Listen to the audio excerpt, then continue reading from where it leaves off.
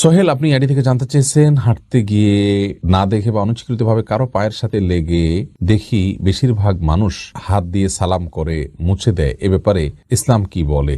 আমাদের এ বিষয়ে ভিডিও আছে। যদি কারোর পায়ের সাথে শরীরের সাথে পাও লেগে যায়, যেহেতু আমাদের সমাজে এটাকে অসম্মান ধরা হয়। সম্মান এবং অসম্মান, আচরণগতভাবে সম্মান এবং অসম্মান প্রদর্শন করাটা এটা কিন্তু আঞ্চলিক একটা কালচারের ব্যাপার। যেহেতু আমাদের দেশের কালচারে কারোর শরীরে পাও লাগলে সেটাকে অসম্মান মনে করা হয়, তবে এটা কেউ যদি করেন ইচ্ছাকৃতভাবে করলে এটা অসম্মানই করা হবে। আর ভুলে লাগলেও যে তিনি ইচ্ছাকৃত লাগাননি, এই জিনিসটা বোঝানোর জন্য তিনি হাত দিয়ে তাকে টাচ করে জাস্ট বুঝালেন যে আসলে আমি পাও নয়, হাত দিয়ে আপনাকে সম্মান করতে চাচ্ছি। এটাতে কোনো অসুবিধা নেই, ইনশাআল্লাহ বিদিনিল্লাহ। এটা হলো শুধুমাত্র আপনি আপনার যে ইন্টেনশনালি তাকে পাও দেননি, এই জিনিসটা আপনি বোঝালেন, এতে কোনো অসুবিধা নেই। কিন্তু মানে পাঁচুয়ে সালামের বিষয় এখানে না, জাস্ট হাত টাচ করে আপনি তাকে বোঝালেন যে আসলে এটা ভুলে হয়েছে, কোনো অসুবিধা নেই। নুসরাত জাহান লাইজু, আপনি জানতে চেয়েছেন বিয়ের পর মেয়েদের বাবা মায়ের প্রতি দায়িত্ব কতটুকু? আসলে অফিসিয়ালি সেরকম কোনো দায়িত্ব কিন্তু নাই মেয়েদের প্রতি, বাবা মায়ের প্রতি মেয়েদের উপরে। কারণ হলো যে বাবা মায়ের ভরণ পোষণের দায়ভার সম্পূর্ণরূপে ইসলামী শরিয়া ন্যস্ত করেছে ছেলেদের উপর, মেয়েদের উপরে নয়। ছেলেরা বাবা মায়ের দায় দায়িত্ব বহন করবেন।